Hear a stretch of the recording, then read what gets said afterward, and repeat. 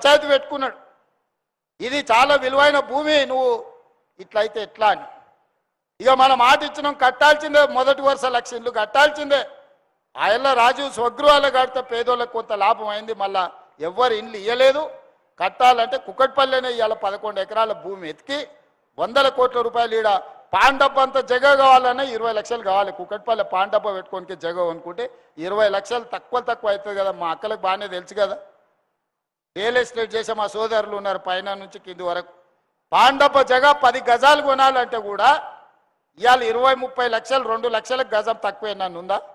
అట్లాంటిది ఇవాళ 11 ఎకరాల భూమిని ఇందిరమ్మ ఇండ్లు కట్టి ఇవ్వాల్సిందే. పేదోళ్ళకి ఇక్కడ పనిచేసేటోళ్ళకి ఇక్కడనే ఇవ్వాలి, ఎక్కడ ఉండేటోళ్ళకి అక్కడనే ఇండ్లు కట్టాలని ఒక మంచి సంకల్పంతో పొంగులేటి శ్రీనివాసరెడ్డి గారు ఒక అద్భుతమైన కార్యక్రమం తీసుకున్నాడు.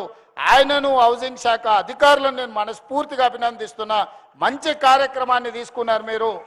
ఆ ఎల్ల Kukatpally housing board colony Congress ఉన్నప్పుడే కట్టింది. రాజీవ్ స్వగృహ కాంగ్రెస్ ఉన్నప్పుడే కట్టింది. ఎంతోమంది ప్రభుత్వ ఉద్యోగులకు ఇండ్ల స్థలాలు కాలనీలు ఆనాడు ఇచ్చినాం. ఇవాళ సాంప్రదాయమే దెబ్బతిన్నది. మళ్ళీ మీరు పేదలకు ఇండ్లు కట్టుకోవడానికి మనసు పెద్దది చేసుకొని కోట్ల రూపాయల విలువైన భూములను ఈరోజు పేదోళ్లకు ఈరోజు ఇస్తున్నారు. భూమికి మీ దగ్గర ₹1 తీసుకుంటలేం. కట్టడానికి అయ్యే ఖర్చులో ప్రభుత్వం 5 లక్షలు ఇస్తుంది, ఒక 5-6 లక్షలు మీరు ఇస్తారు. అంతేనా శ్రీనివాసరెడ్డి గారు? భూమి ఉచితమే కదా, భూమికి ఏం తీసుకోవు కదా. మీ ఎదురుగానే మాట చెప్పించిన మళ్ళా నాకు ఆఫీస్లో చెప్పి మళ్ళీ తర్వాత ఒకటి చెప్తే కష్టమని. మీకు ఇల్లు వచ్చిందంటే భూమికి అనా పైసా తీసుకోడు. రిజిస్ట్రేషన్ ఛార్జెస్ కూడా రద్దు చేయమని నేను అధికారులకు చెప్తున్నా. రిజిస్ట్రేషన్ ఛార్జెస్ కూడా తీసుకోవద్దు. కట్టే దాంట్లో అయ్యే ఖర్చే 5 లక్షలు నువ్వు మిగిలినవి వాళ్ళు ఇస్తారు. ఎందుకంటే ఇత్తేసి పొత్తు కూడాలని చెప్పారు వెనకటికి పెద్దోళ్ళు.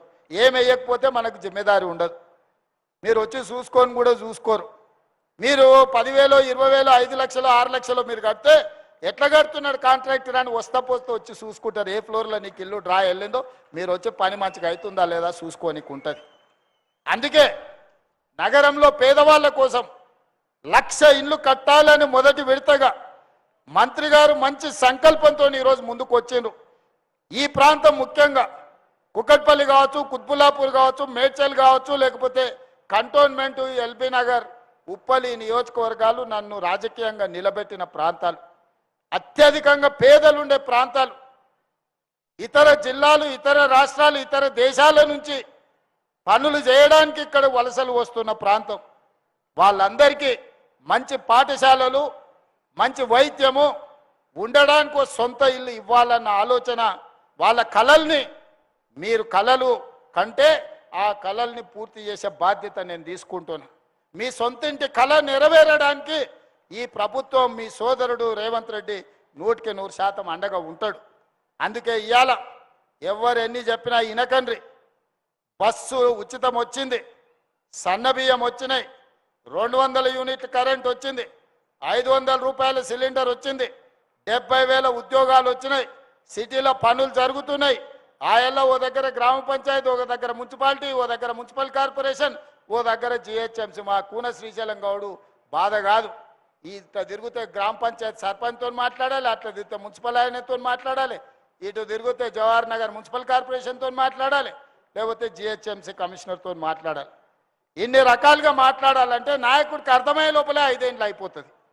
అందుకే ఈరోజు సైబరాబాద్ మున్సిపల్ కమిషనరేట్ క్రియేట్ చేసి మీ రోడ్లు కానీ, మీ ఫ్లైఓవర్లు కానీ, మీ లేక్స్ కానీ, మీకు అవసరమైన విద్యుత్తు కానీ, పాఠశాలలు పనిచేయడానికి నూతన కమిషనరేట్ ఏర్పాటు చేసి ఈరోజు హైటెక్ సిటీ దగ్గరనే 5 ఎకరాలలో 100 కోట్ల పైగా పెట్టి మున్సిపల్ కార్పొరేషన్ ఆఫీస్ని ఈరోజు కడుతున్న మంచి కమిషనర్ను మీకు ఇచ్చిన, మంచిగా పని చేయించుకోరు. మా గాంధీ గతంలో ఊకే సతాయిస్తాడు నన్ను, అన్నా నీళ్ళు వస్తలేవు, మోరి పోతలేదు, రోడ్ అయితే లేదు, ఇదైతే లేదు, అదైతే లేదని. కార్పొరేషన్ చేసి కొత్త కమిషనర్ ఇచ్చినాక గాంధీ నా జోలికే వస్తలేడు. ఏదైనా ఉంటే అక్కడనే పని చేయించుకుంటాడు, మంచి జరుగుతుంది. అట్లనే మీరు కొనుక్కున్న భూమి ఏదైనా కారణం చేత 22A పడి ఉంటే మీరు కొనుక్కున్న భూమి ఏడికి పోదు, 1 ఇంచు కూడా ఏదికి పోదు. నేను ఇస్తున్న జమనాత్ ఇస్తున్నా, మీకు భరోసా ఇస్తున్నా. మీ భూమి మీకు అధికారులతో మాట్లాడి మీరు రిజిస్ట్రేషన్లు చేసుకున్నట్టు అన్ని ఆదేశాలు ఇస్తా. ఒక్క సర్వే నెంబర్లు 500 ఎకరాలు ఉంటే కోర్టు ఆర్డర్ ఇస్తే ఆ సర్వే నెంబర్ మొత్తం 22A ప్రొహిబిటెడ్ లిస్టులో పెడుతున్నారు.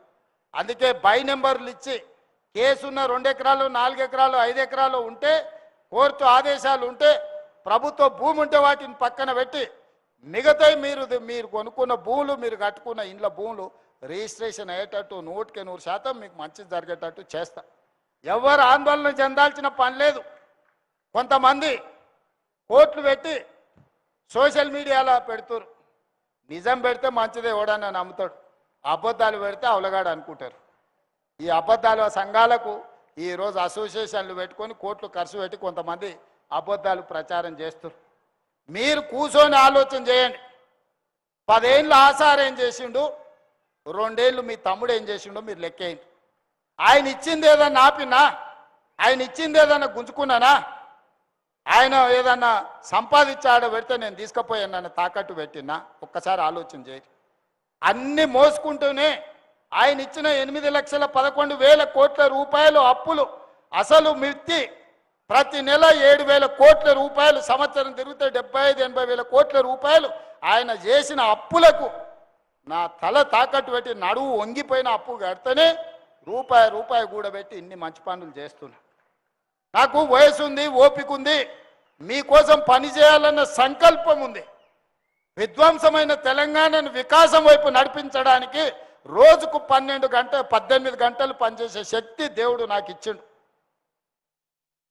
అన్ని అవకాశాలు అయిపోయినాక అదృష్టం అనేదే సమస్య అయినప్పుడు దేవుడు నా వైపు ఉంటాడు, అదృష్టం నా వైపు ఉంటుంది. ఎలీనో వచ్చింది, మొత్తం ఎక్కడికక్కడ ఎండిపోతుంది అన్నారు.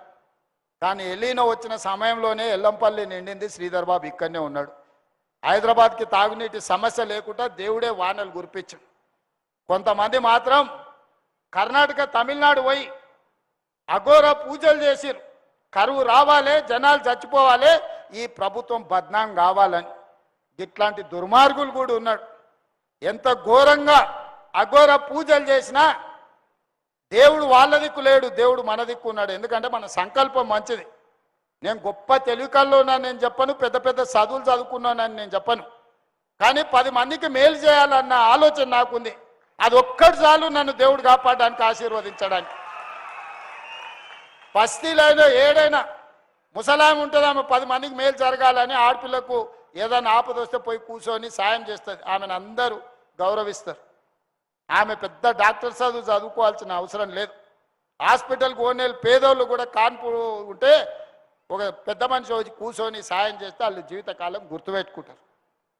చిత్తశుద్ధి కావాలి, మంచి బుద్ధి కావాలి, మంచి ఆలోచన కావాలి. అందుకే ఇవాళ ఎక్కడ కూడా గతం నేను ఇన్నిసార్లు వచ్చినా, నిన్నమన్నే కుక్కట్పల్లి గతంలో ఎన్నిసార్లు చూసారు ముఖ్యమంత్రిని టీవీలో తప్ప ఎప్పుడైనా మనిషిని చూసిర్రా? మరి నేను మీ పక్కనే ఉంటే మీలాకనే ఉంటే మీతోనే మాట్లాడితే ఏడికి పోయిన అక్క నేను మీ మధ్యలోనే తిరుగుతున్నా కదా. అందుకే అక్క ఎవరు ఎన్ని చెప్పినా సంసారం నడిపేది మీరు, మీకు తెలుసు సాధక బాధక లేదు. ఇల్లు అలకాలన్నా కూడా ఒకసారి కాదు, ఇల్లు అలికినాక పండుగ చేతం అంటే కూడా ఒకసారి ఉండదు. పైసలు ఉండి పోతే కూడా కిరాణం కొట్టోడు బంద్ చేసుకోకపోతే మనం పాయసం చేయడానికి బెల్లం కొందామంటే వాడు దొరకడు ఒకసారి. అన్ని ఉన్నా కూడా ఒక్కోసారి అల్లు నోట్ల శని ఉన్నది అన్నట్టు ఉంటుంది. కేసీఆర్ పరిస్థితి కదే. అన్నీ ఆయనకున్న అల్లు నోట్ల శని ఉండి ఆయన మింగేసాడు. ఇవాళ మింగనీకి అఘోర పూజలు చేస్తున్నారు. ఇట్లాంటి వాళ్ళు అఘోర పూజలు అంటే ఏంది లేదు, శాతబడి చేస్తున్నారు. ఏది పక్క రాష్ట్రాలలో పోయి గిదా 10 ఏళ్ళు అధికారంలో ఉన్నోళ్ళు, 25 ఏళ్ళు తెలంగాణలో ఉన్నోళ్ళు శాతబడి పూజలు చేస్తారా? శాతబడి తిరగబడితే ఏమైతుందో తెలుసు కదా. బుద్ధి సక్క లేకపోతే శాతబడి కూడా తిరగబడుతుంది. అదే అవుతుంది.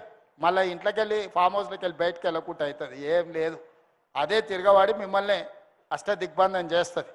అందుకే ఈరోజు మంచి మనసుతోని మంచి ఆలోచనతోని ఇక్కడికి వచ్చి అభివృద్ధిలో నాకు రాజకీయాలు లేవు. ఎన్నికలు వచ్చినప్పుడు ఎన్నికలు చేసుకుందాం.